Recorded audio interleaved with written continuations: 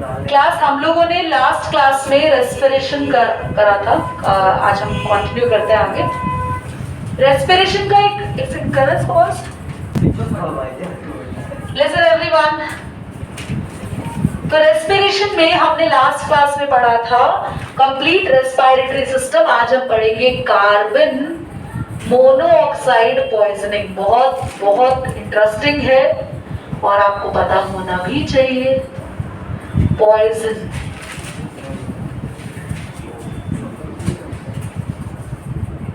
Poisoning, what's that?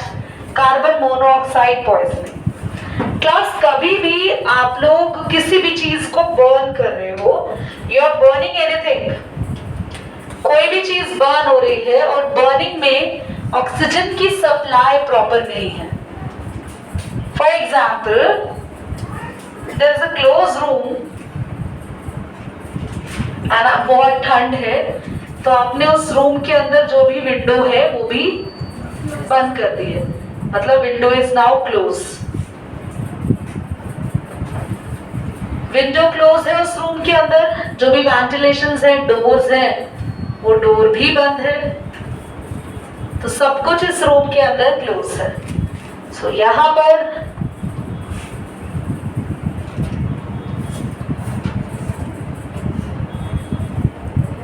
आप बैठे हैं और आपने एक जगह यहां पर कोयले जो है उसको आपने बर्न कर रखा है और आपको मजा आ रहा है, आप बहुत ही खुश नजर आ रहे हैं। इतने ही खुश नजर आ रहे हैं आप लोग। You are very happy now. Why you are so happy? क्योंकि आपने ठंड के दिन में अपने घर में बड़े आराम से कोल को बर्न कर रखा है। और दूसरी बात, दैट्स ओके, ये चीज ठीक है, रूम की डोर बंद है। किसी भी चीज की बर्निंग को सपोर्ट करती है ऑक्सीजन। अगर ये रूम चारों तरफ से बंद है, you are burning something inside the room and the room is totally close and even not ventilated from anywhere, what happened? All the oxygen inside the room is being consumed because oxygen is very necessary for burning. Now if the oxygen is consumed, तो burning अगर कभी भी होती है, burning without oxygen या फिर oxygen की कमी से जो बर्निंग होती है, उससे कौन सी गैस निकलती है? CO, carbon monoxide. So whenever there is a burning without oxygen or lack of oxygen in a room, in a ventilated, in a poor ventilated room, what you will notice कि वहां पर carbon monoxide gas produce होगी। That carbon monoxide gas goes inside the lungs by inhaling, आप सांस लेंगे। मैं दोबारा repeat कर रही हूँ, पूरा कॉन्सेप्ट बहुत ध्यान से देखेंगे।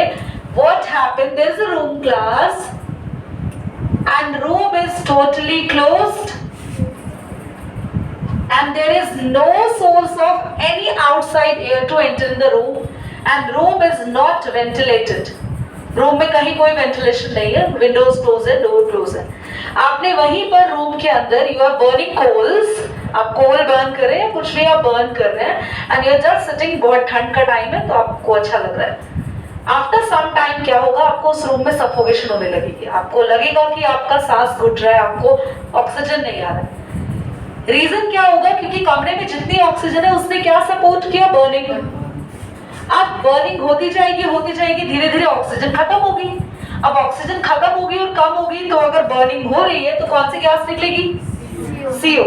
और CO क्या करती है? आपकी बॉडी में जो हीमोग्लोबिन है, हीमोग्लोबिन CO के साथ बहुत स्ट्रॉन्ग बॉन्ड बना लेता है। मतलब हीमोग्लोबिन का एक पक्का दोस्त कह सकते हैं CO है। और हीमोग्लोबिन हमारी बॉडी में क्या काम करता था? हीमोग्लोबिन का काम था जो भी हम ऑक्सीजन ले रहे हैं बॉडी में सभी सेल्स को पहुंचाता था। अभी हीमोग्लोबिन को ब्लॉक कर दिया किसने? CO ने। तो haemoglobin now provide less oxygen to body या फिर नो ऑक्सीजन टू बॉडी, क्योंकि हीमोग्लोबिन को किसने पकड़ लिया? हमारी बॉडी में जितना हीमोग्लोबिन था उसके साथ CO ने बॉन्डिंग बना ली, क्योंकि हम सांस ले रहे हैं तो उसके साथ कौन सी गैस अंदर जा रही है, तो हीमोग्लोबिन ब्लॉक होता जा रहा है। धीरे धीरे धीरे अगर आपकी बॉडी का सारा हीमोग्लोबिन ब्लॉक हो गया और ऑक्सीजन की सप्लाई थोड़ी देर तक और नहीं हुई, तो सबसे पहले आप अनकॉन्शियस हो जाएंगे, बेहोश। एंड सेकेंड थिंग, आपको मतलब फेटल हो सकते हैं, डेथ हो सकती है अगर ये लगातार होता रहा तो इसे कहते हैं कार्बन मोनोऑक्साइड पॉइजनिंग। पॉज करेंगे पर जैसे हम कोई चीज बर्न करते हैं तो उससे धुआं निकलता है, तो उस धुआं कौन सी गैस होती है? जब भी कोई चीज बर्न होती है, बर्न होने से जब धुआं निकलता है, very nice question Kartik, whenever something is burning there is the gas produce carbon dioxide CO2। पर अगर वो जो बर्निंग हो रही है, अगर वो बर्निंग किसी क्लोज जगह हो रही है या किसी ऐसी जगह हो रही है जहां पर ऑक्सीजन की सप्लाई कम है, तब कौन सी गैस निकलेगी? CO। तो बर्निंग में हमेशा CO2 निकलती है, बट अगर burning in the absence of oxygen है, लैक ऑफ ऑक्सीजन है, तो CO। Any other? कोई डाउट नहीं है?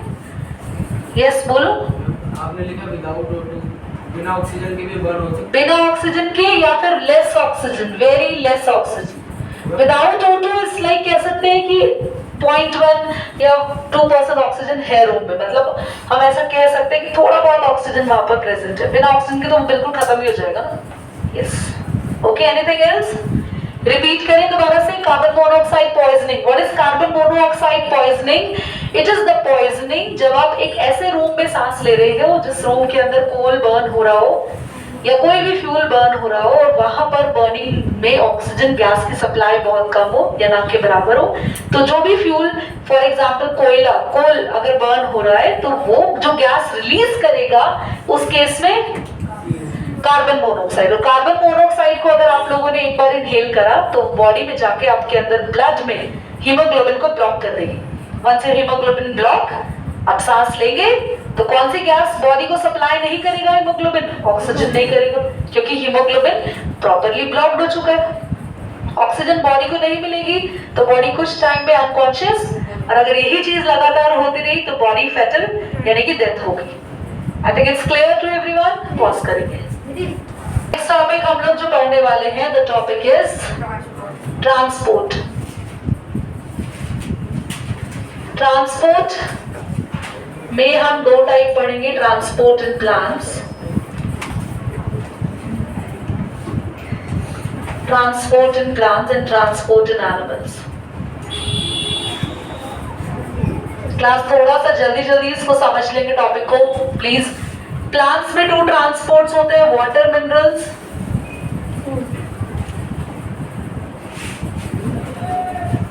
And food. वाटर और मिनरल को ट्रांसपोर्ट करता है जाइलम बाय रूट्स, रूट से मिलता है, एंड फूड को ट्रांसपोर्ट करता है फ्लोएम। ठीक है, if I just going to draw the plant over there, what happened?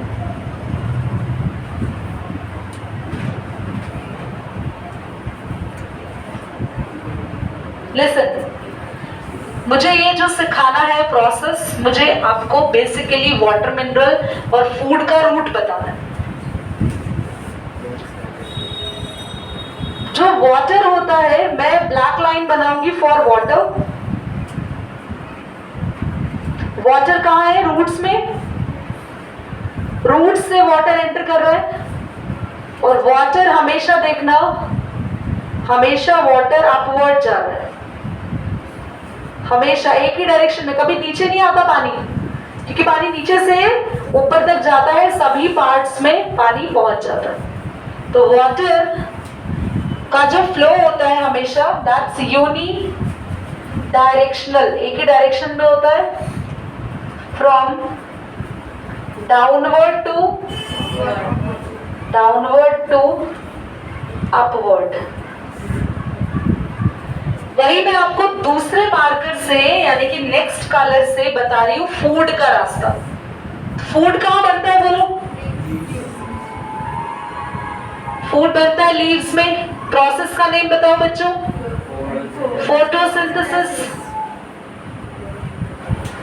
तो जो खाना बनता है फूड से, फूड जो प्रिपेयर हुआ लीफ में, उस खाने को लीफ से निकलना है और अब फूड ऊपर भी जाएगा क्योंकि ऊपर भी पार्ट्स हैं और नीचे भी जाएगा। देख रहे हो आप लोग, नोटिस कर रहे हो कि खाना जो फूड है उसका जो मूवमेंट होता है वो बाय डायरेक्शनल, दोनों डायरेक्शन में होता है। डाउनवर्ड भी मूव करता है। पानी क्यों डाउनवर्ड नहीं जाता? क्योंकि पानी की शुरुआत ही बेस से होती है, तो वाटर हमेशा अपवर्ड मूव करता है और फूड हमारे पास दोनों कंडीशन में मूव करता है, डाउनवर्ड भी अपवर्ड भी। तो फ्लोएम में हम लोग याद रखेंगे बाय डायरेक्शनल फ्लो, ठीक है, बाय डायरेक्शनल फ्लो। और इसमें लिखेंगे टू अपवर्ड, अपवर्ड भी है एज वेल एज डाउनवर्ड। कोई डाउट है तो बताएं please. To upward as well as downward from leaves, है ना, खाना आ कहां से रहे? लीव्स। यहाँ पे डाउनवर्ड टू अपवर्ड बाय या फिर फ्रॉम रूट्स। ये क्लियर हो गया सभी को? पॉज करेंगे। अब हमें ये पढ़ना है कि वाटर ट्रांसपोर्ट कैसे होता है प्लांट के अंदर, एब्जॉर्ब कैसे होता है। तो क्लास एक्चुअली अगर हम एक सिंपल सा यहाँ पे कोई भी प्लांट बनाए, देखो ध्यान से देखना, तो रूट्स होती है, रूट्स की ब्रांचेस होती है। बहुत डिटेल में देखो तो उन ब्रांचेस के अंदर भी छोटे छोटे हेयर्स निकल रहे होते हैं, जैसे यहाँ बना रहे, जो मैं रेड कलर से अभी हल्का हल्का में बना रहे, देखो। तो ये एक्चुअली एक रूट हेयर है, ध्यान से देख लीजिए everyone. This is the actual root hair.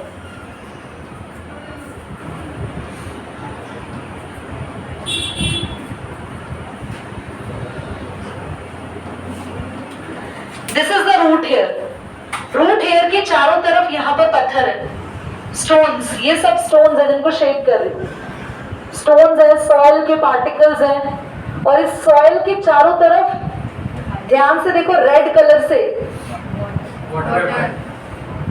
Water film है, पानी है इसके चारों तरफ। समझ में आ रहा है आप लोगों को? ये सॉइल है और सॉइल के चारों तरफ वाटर है। वाटर एंटर करता है रूट हेयर में, ये वर्ड याद रखना, वाटर रूट हेयर में एंटर करता है बाय द प्रोसेस। मैं लिख रही हूँ वाटर रूट हेयर में जाता है बाय द प्रोसेस डिफ्यूजन। याद रहेगा सबको? डिफ्यूजन, डिफ्यूजन के थ्रू वाटर एंटर करता है। तो वाटर रूट में एंटर कैसे करता है? डिफ्यूजन। नाउ आगे देखते हैं। अब वाटर को एंटर करना है रूट हेयर से, किस में आना है?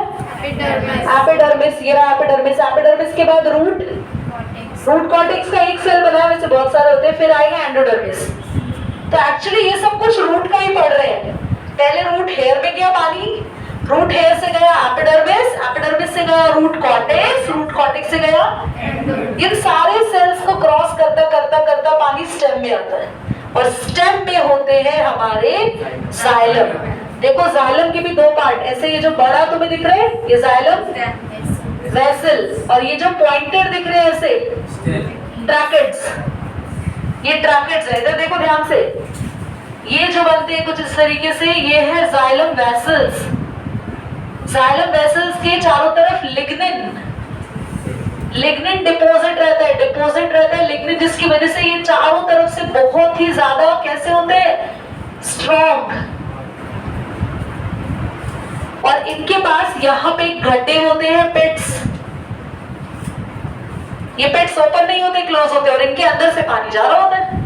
और इन्हीं के साथ साथ ऐसे पॉइंटेड ये होते हैं ट्रैकेट्स। जाइलम, बोलो ट्रैकेट्स। इन ट्रैकेट्स में होल्स होते हैं, पिट्स, गड्ढे, और इनमें पानी निकलता है। ये पानी एक जगह से दूसरी जगह पहुंचाता है। तो ऐसा एक ट्रैकेट और एक वेसल नहीं है।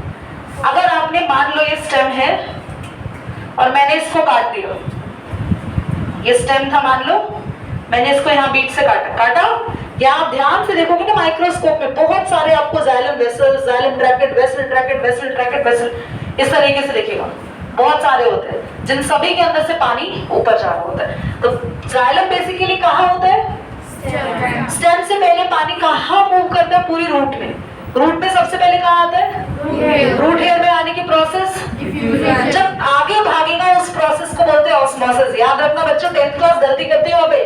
रूट हेयर में वाटर एंटर करता है विद द हेल्प ऑफ, पर आगे एंटर करेंगे जब epidermis, root cortex, endodermis, osmosis. और इसको बोलते हैं कैपिलरी एक्शन। और ज्यादा डिटेल और टफ क्वेश्चन आ गया तो कैपिलरी, ऊपर जाना, पानी को ऊपर जाना, कैपिलरी एक्शन।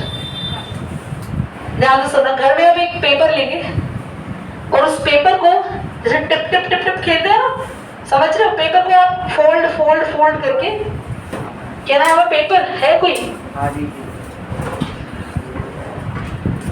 हाँ ये रहा, देखो।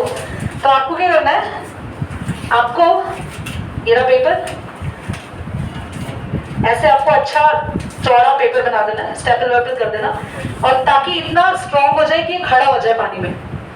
एक ग्लास में पानी लेना, थोड़ा सा, इतना पानी लेंगे बिल्कुल इसके नीचे इतना, और इसको खड़ा कर देना। आप देखना पानी ऊपर भाग जाएगा, ऊपर पानी अपने आप आ जाएगा ऊपर। तो पानी ऊपर आ सकता है बट वाटर नीड सपोर्ट। यहाँ वो एक केमिकल से दूसरे मॉलिक्यूल पेपर में मॉलिक्यूल्स हैं, इनके through through through through through ऊपर आ जाएगा। इसे कहते हैं कैपिलरी एक्शन। पर इतना ऊपर आ नहीं पाएगा कि आप ऊपर सोचो फाउंटेन बन जाए, मुंह धो लो, नहीं, ऐसा नहीं आएगा। पर यहाँ पर पानी अच्छे से तेजी से क्यों आता है? बिकॉज यहाँ क्या है, और यहाँ कैपिलरी एक्शन काफी स्ट्रॉन्ग होता है। कितने बच्चों को प्रोसेस क्लियर हो गया अच्छे से? चलिए पॉज करें। Transport duct,